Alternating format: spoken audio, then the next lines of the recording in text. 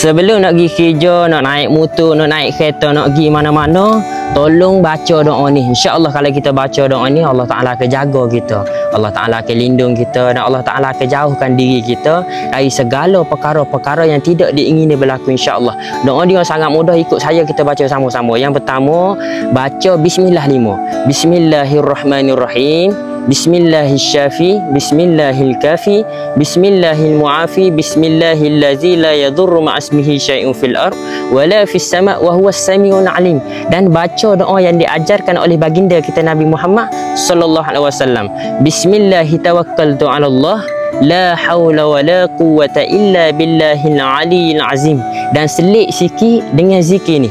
A'udzu bikalimatillahi tammati min syarri ma khalaq. Baca sebanyak 3 kali, insya-Allah. Amalkan doa ni setiap kali kita nak pergi mana-mana, kau naik kereta, kau naik motor kau, amalkan doa ni, insya-Allah. Allah Ta'ala akan jaga kita, Allah Ta'ala akan lindungkan kita, dan Allah Ta'ala akan jauhkan diri kita dari segala perkara-perkara yang tidak diingini berlaku, insya-Allah. Jadi amalkan, semoga memberi manfaat. Assalamualaikum.